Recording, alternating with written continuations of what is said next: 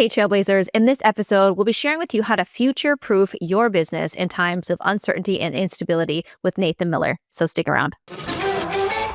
If you want to build a legitimate, profitable online business without shiny objects, without the hypey gimmicks, and without the stress and overwhelm, if you want to make more money without having to be present online all day, every day, pumping out content that nobody sees and hustling DMs to generate leads and sales, then this is the place for you. Welcome to the Digital Trailblazer Podcast, your online business university, where you'll learn how ordinary people start from ground zero with no influence, no email list or audience to sell to, and no business or marketing experience, and go from working 9-to-5 jobs to building successful 6- and 7-figure online businesses and all the steps in between. Learn the strategies that worked and what didn't. Learn the mistakes that they made and how to avoid them, and then learn their plans for scaling their businesses and taking things to the next level. All so that you can build your business faster and easier and make more money without sacrificing the things that are important to you in your life. I'm your host, Leah Ray Getz, and with me is my husband, Todd. Now, let's get to it with today's guest. Hey, Nathan, we're excited to have you with us today. Why don't you go ahead and introduce yourself, get a little background for our audience, let them know what you're all about. Hey, yeah, thanks for having me and good morning. I am the founder and CEO of Tech Direct, which is a software company for property managers and landlords. And I've been doing this for approximately 18 years. Prior to that, I was in the internet industry. And throughout that entire time, I've been a real estate investor and landlord myself. So Nathan, you're a very experienced entrepreneur, and the things that happen in the world affect every type of business. Doesn't matter if you're doing online business or real estate or e-commerce or brick and mortar. Tariffs, AI, those are kind of two big things going on right now. But there's even just the normal ebb and flow of economic ups and downs. And it seems like there's always people thinking that the world is ending, and then there's always people that are flying high and things are going great. And I know for us in our business, what we've learned is that the best way to run it is to just not get overexcited about the highs and not think that the world is ending whenever things get low, and just try to have just more of an even keel type of attitude about it. But still, there's ups and downs in your business. So help us to kind of navigate this. What do we need to do? Number one, to kind of manage the emotions, but also number two, when revenue does kind of cycle up and down, how do you protect yourself from that type of volatility in your business? Yeah, that's a big question, a big topic. I would say one of my tips and what I've learned in 30 years in business is you can't control everything. I have no control over the tariffs, and I have no control over what the federal government does. I have pretty much no control over what any government does. All I have control over is what me and my staff and my family do and the decisions we make. So I try not to worry about stuff I don't have an impact on. And I take what the world gives me and make choices in my business and my family that's going to have the best impact for us. It's not easy. Tariffs have caused things to cost more. We're a software business, so a little bit isolated on that side because they haven't yet figured out how to tariff software. Don't tell them that's an option. But we're also building a house, and our flooring is coming from Canada. And so suddenly, it's 25% more. So it does impact us in other ways. And I think with most businesses, especially manufacturing and people that deal with products and stuff right now, a lot of them are panicking. And all I can suggest is, it's happening to everybody. It's not just happening to you or one company. It's happening to everybody. So find a way to take advantage of that. How can that advantage your business? And how can you move forward with that? Make an opportunity out of it. Yeah, I think this is really important. I think we've been in business close to 10 years, I think now, in what we've done. And there's been ups and downs just even in the last 10 years. And what we've kind of seen and learned is that there's going to be weird stuff that happens that's outside of your control. And it can make things a little rocky, make things a little shaky. But the people that adjust and learn how to ride the crazy are the ones that thrive and have a much more stable and thriving business as the market and everything else kind of pulls out versus just kind of being reactive and kind of letting it happen to you. Do you have any advice on that piece, and how do you adjust and attack these sort of changes in the marketplace without kind of sitting back and not innovating when you need to? Sure. A relatable example for us is with AI. AI is everywhere right now. And one of our developers just posted in our Slack channel an article, I think it was maybe by someone connected with Microsoft. The article's The Death of SaaS. And we're a SaaS company. And it basically, I didn't read the whole thing yet, but it's something to do with AI is going to eliminate SaaS. And so, there's that giant red flag and the world's ending, doom and gloom type of thing. And the reality is it's not. The reality is you just have to adapt, and you have to be open to adapting, because if you do nothing, you're not going to last. But AI in particular, we've seen it as a huge time saver. And we've integrated into our software a little bit, which helps our customers save time. But it also saves me and most of my staff a lot of time also. It takes tasks that we would have to research or data process or otherwise spend a lot of time on. We can plug it into one of the AI models and usually get something back instantly. So we've adapted to this doom and gloom theory that SaaS is dead because of AI. And instead, we're using AI to make ourselves more efficient and more relevant. So I think you just have to roll with it. You have to be adaptable and open to change. And along the same thoughts of AI, with us, we work with coaches, course creators, people who are basically in the education space, teaching other people how to achieve a goal. And we do that through coaching and online courses.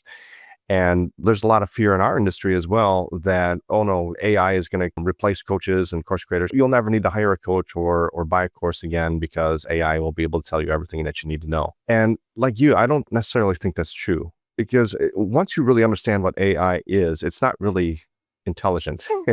It's a predictive language model. It's really good at predicting what word is supposed to come next in a sentence, but it still doesn't have reasoning skills. And I think that's what a lot of people don't understand. And not only that, but people are just very relationship-based animals, right? We crave that interaction with real people. And I think learning is one of those things where we thrive when there's actual interaction. And so I don't really see that AI is going to replace coaches and course creators and digital product creators and things like that. But if you don't utilize that in what you're doing to help get results for your clients, then I think, you will be going the way of the dinosaur. So just like you, I think that it's something that you need to adapt to and that you need to adopt, but it's not something that's going to replace you, at least not yet. We'll see what happens in the future. So that's AI, but there's also, for example, marketing. There's always social media platforms coming and going. I remember for a time you thought Facebook and Google were just going to be around forever and nobody was going to overtake them. And now you've got several platforms now that are coming that are replacing them, especially with the younger generations. They're not really on Facebook. AI is kind of taking over Google. And so, the world is changing. So even with marketing, how do you kind of future-proof yourself there? This is a tough spot for me because marketing is my weakest point. I feel like when I started this company, I was unwilling to spend any money on, AdWords or anything. Just that seems like such a waste of money. I'm going to go find people a different way. And back then it was all organic search. And I happen to be really good at getting our company placed in organic search. And that's what kind of propelled Rentec to get us started and got our first bit of customers. But today, organic search, you have to scroll to get to that first organic search in most searches. It drives me mad, right? Because when I go search for something, even if it's not anything related to my company, the organic data is usually so much better than the ad data. And that's what I want to get to. That peeve of mine with the search engines, and I hope that changes someday or gets better. In fact, I think AI is making it better because we're seeing more and more leads come from ChatGPT right now than other sources. That is ticking up. So I think as far as future-proofing, embracing new technology like AI, find out how to make sure that when someone is typing, in our industry, what's the best software for managing your properties? I want AI to know about Rentec Direct. I want it to be aware of us. And there's no resources out there yet that I think tell you how to do that, at least that know how to do that. So that brings us back to just making sure your company there's an awareness out there when people should be typing in your company name when they're, looking for comparisons, and you should have content on your website, maybe is related to your company, but it's not all marketing driven. The way we do that and what's worked really, really well, I feel like, although it took a huge investment, we created so much educational content related to our industry, and we make it available for free. And it's in a blog format. We're doing a lot more video now, but in the past, it was all blog format. We would research a topic important to our industry, And we'd go out, do all the research, and then we would consolidate that into something easy to read for the type of people that want to use our product. And there's no ads on it. There's no pop-ups, nothing gimmicky at all. All it is free content. And, our domain is in the address bar. So they find that free content, because they're searching for who's responsible for removing snow from the sidewalk. Landlords need to know this because is it the landlord? Does the city do it? Does the tenant do it? Hot tip, the landlord's usually responsible in most places. But our article finds that and outlines, which areas that they're responsible. And then, they get used to coming to our blog for that informational, and educational content. And the day that they need to make their processes more efficient and they want software for managing their properties, they might remember us because we're the one that gave them this cool free content. And then they come to us. So that gets us a very organic lead flow that comes to us. And that also raises our awareness with organic traffic. I think that's how AI is ranking us at this point because we have so much content out there. So I would say that's probably my biggest tip is raise awareness, and content is the best way to do that. So I think that's still very true that content is king. And I wouldn't even say that. I would say that it's the necessary baseline now. If you're not creating content, you're definitely going to get left behind. And it's, like you said, AI, again, is just making that so much easier to do now. I'm glad you mentioned blogging because a lot of people think blogging is dead, but it isn't. People still read articles to get the information that they want. And I think the important thing there, two things. Number one is that you're creating evergreen content, stuff that you can create once and then it produces traffic and generates leads for you perpetually. It's not something like a TikTok video or a short or a reel or something like that where you create it and then people see it for maybe a day or two. If you're really good, maybe they'll see it for a week. It'll stay on the algorithm for a week and then it's gone. And then you got to keep creating it. And it's this constant churn of content that you got to create on some of those platforms. But when you get onto a platform where it's evergreen, where it's search-based, like Google, if you're doing blogs, YouTube is another one, podcasts can be another one. So there's types of evergreen content that you create at once and then it keeps generating traffic and leads forever. And I think it's really important to have some source of evergreen content that you're creating in your business. And the reason why that educational content is so important is because if you think that your business, why people buy and join is because they don't know something and you're going to help them to know something, then that's a model that's never going to work because information is free and it's out there everywhere. Yeah, and the AI makes it even more accessible. People can do a Google search, they can look on YouTube, they can search AI now, and they can get the information that they want for free, pretty much without having to buy a course or hire a coach. The reason they buy a online course or join a coaching program or sign up for a SaaS product is because they want help doing the thing that they just learned about. And that's where you need the focus is in the execution, not in the knowledge. And so that's another reason why I think AI is just not going to ever replace us anytime in the near future, is because it doesn't help with the execution. It doesn't really get in there and it doesn't understand a person and their specific situation and the things that they need to do. It's very good at general things, but when we get down to specifics, it just isn't that great. I think that's so true. Someone telling me that they wanted to use a different SaaS platform because it's they say it's AI compatible, and it couldn't help remind me of the screen protectors for my phone on Amazon that are AI compatible. It's anything can be AI compatible, right? But I think the idea in this particular case was I want to be able to talk and have it translate my voice into an action to do something because that's going to save me time. And at this point, whether you're talking to it and then correcting it and having it do a task, or you're making a click to make it do that task, in my mind, it's the same amount of work right now. You're just maybe not touching a mouse or you're not scrolling on your screen. However, I do think, I've seen AI mature over the last few years and it has gotten a lot better. It understands better. Actually, I'll tell you something really cool is I was at a meeting last night. It was a city meeting and they were looking at a document of the history of our town.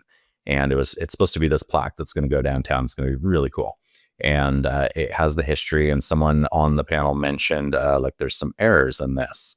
And we're 6 months into this. This is a city, of course. This is government. And there's some errors in this. And I just took a picture of it. It was a piece of paper. I took a picture of it with my phone, uploaded it to ChatGPT in this case, because I had the app on my phone. And I just asked it to validate this for me. Tell me anything that's wrong. And in seconds, it translated OCR or whatever technology it uses to make that into text. And it told me all the mistakes. And then it told me the accurate data, which I thought was pretty amazing because the same document was generated a year ago by AI, probably the same AI. So now it's able to read its own content, correct itself, and understand the world a little bit better. So I think in 2 years, in 3 years, we're probably going to be having a different conversation because it is going to be a lot more capable and helpful, but it's still not going to be aware. We don't have a Terminator society yet. I think that movie ruined everybody, and that's what everyone thinks AI is today, is the sentient computers. And like I said, we call it artificial intelligence, but it's still not intelligent yet. It's just a predictive language model. And like you said, it's gotten so much better. But I've been seeing a lot of videos that are saying that it's actually plateauing. It's gotten to a point where it's about as good as it's going to get with the current model. And feeding it more information is going to have very much diminished results. And like you said, with writing blog posts or writing articles and things like that and correcting itself, I'm doing this now for my local judo dojo. And so I'm writing articles on our blog, and it comes up with a very good article. If I tell it what I want and in the sections I want to put in there and the points that I want to make, it'll do a very good job. But if I just give it a very simple prompt about, tell me the difference between judo and BJJ, like, it'll do all right, but it'll miss some important points. It'll make some points that aren't really true. It'll do some things that aren't quite right yet. And then, especially with images, like I used Google Gemini to create an image, and it came up with a really great image, but it took a lot of tries for it to get it right. And it didn't even give me the one I really wanted, because the one I wanted was a specific judo throw that's very common. But I told it to create an image with this throw in it, and what it came up with was some monstrosity of it's like two torsos combining into like two legs, and it didn't make sense at all. Like, it doesn't understand exactly what this throw was, even though it's a very common throw. There's videos of it everywhere. There's pictures of it everywhere. It couldn't recreate that thing. So I had to have it create something else. And that other thing was very good, but it took a lot of different prompts to get it to where it was good. But it was still a lot faster than having to search Google or search Pexels or search some other image website to find exactly what I wanted. So it has definitely come a long way. But from everything I've been hearing, it's kind of plateauing. It's about as good as it's going to get now, unless they improve the model somehow. Now, let's transition into some other ways that we can future-proof our business, because marketing, obviously, we need to be adaptable. I don't think the principles of good marketing are ever going to change, but the way that we implement, we're going to have to adapt to it. But as far as building teams and leveraging automations versus hiring employees, what are you doing there to help make your business more resilient? Because I think you're doing some things here that we could really learn from. Yeah, that is absolutely core to what we do every day. If there's a way to automate it, we do. And that doesn't just go for us and our processes, that it goes for our customers. If we see a way that we can save someone 5 minutes a day, and that's a huge win, especially when you think about, from a software perspective. We have about 20,000 people on our platform. So 5 minutes a day times 20,000, that's a huge magnifying effect that we're able to do for all of our clients. But another good illustration of when you build a business this way and you find everything you can to automate and you just make it as efficient and lean as possible, you can grow as fast as other competitors. Well, you can keep up with other competitors with so much less staff. And as an example, our nearest competitors have hundreds of staff. Last I counted, our nearest competitor has around 400 staff. And I don't know if I told you before how many we have, but we do the same thing with 18. It's mind-blowing. We're signing up 300 landlords and property managers a month, which is about equivalent to our competitor. And we're doing it with 18 people versus 400. I don't know what they're doing over there, but I look at some other companies in our space also, and they're also in the hundreds of employees. And the only thing I can really relate to is most of them are funded. Most of them receive around $100 million in funding for their startup funds. And most companies, when they do that, they think, I need employees. I need to hire 200 people because that's going to spend this money and make us grow really fast.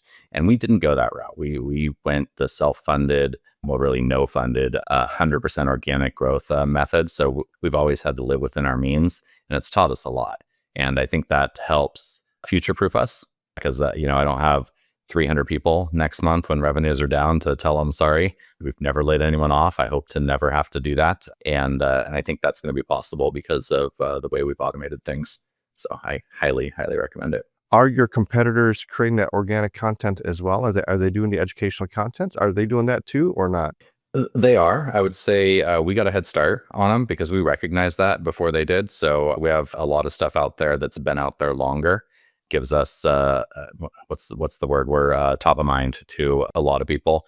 A lot of people have caught on to that. Now they're spending all their investment money. Part of it goes into content and part of it goes into employees. And those might, overlap a bit, but we're seeing it more and more. With the employees, I can see how having just a handful or a small group of highly trained and skilled people that are leveraging AI and automations and systems in your business can really outperform a group of 400 people where maybe some of them are not all that sharp. Yeah, we run across that a lot. We really have a customer first approach where our customers are what drive everything. And we take care of them. We answer phone calls. We solve problems the first day. We provide phone support, whereas many others are shying away from some phone support and going towards the automated AI chats and stuff. We believe in that connection, and we get so much positive feedback from our clients that we're one of the only companies out there in the world, that in the SaaS world that still provides that human connection and will spend the time with them. And it's been huge. It's been hugely valuable. So all I can assume is with other companies, they're hiring lots of people. The training is pretty thin. And when a customer calls and they don't get the right answer, then they're calling and talking to someone else and someone else and someone else. And then they're talking to the last person to cancel their account. And that involves 6 people at that company. Whereas our company, they call and they get a good, solid answer and solve their problem on that first call. So we're just spending a lot less time, which helps us keep our resources lower. Yeah, well, and that's something that anybody can do like I mentioned, we work with coaches and course creators. You can put that type of stuff in your courses and in your coaching program, and you can train an AI bot to answer questions about your course or about coaching program 24/7. And that is one of those things that's just easy to do. It doesn't cost that much. And it helps people get that immediate feedback that they're looking for. For example, if you got a weekly coaching call that people normally have to attend in order to get an answer on something, and let's say it's Friday and the coaching call isn't until Monday or Tuesday, well, now you got to wait all weekend until you get an answer for maybe a little thing that AI could answer in just a few seconds, and it's not even that big of a thing. But it helps people to move so much faster. It helps people to get a result in your business so much easier. And it's one of those things that's going to give you more testimonials, better testimonials, which is going to help you to sell more. And I think it just has that compounding effect. So yeah, I think being able to leverage those things, which brings up a funny thing. I just read an article that there was this company that was advertising that they were an AI service or something like that. But what they actually found was that this was like hundreds of real people pretending to be AI over in India or something. I saw that same article. It's ridiculous. So they just wanted the buzzword of we're AI powered, even though we're not. Reminds me of the if you ever saw the Google pigeon rank. I think it was an old meme or something about Google. It was a bunch of pigeons that were actually ranking all their content. That's funny.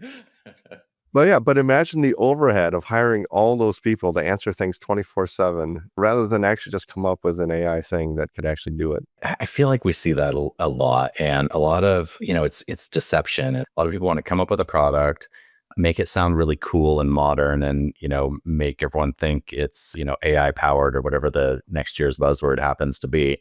And a lot of it is to try to get funding. And everyone has this funding mindset, I feel like. And, they want to seem cool. They want to get that funding, and they keep hearing about these companies getting $100 million or more, but huge amounts of money to move forward. So it's unfortunate, I would say. I just want to see people create businesses that are useful, that actually provide a use and they provide value to their customers. That's what businesses are supposed to do. So with everything, obviously twisting and turning and AI and all the stuff that's coming, I'm curious, where do you see yourselves and your company? Where are you taking things over the next few years? Yeah, we've had growth every single year. We're 18 years in on this company.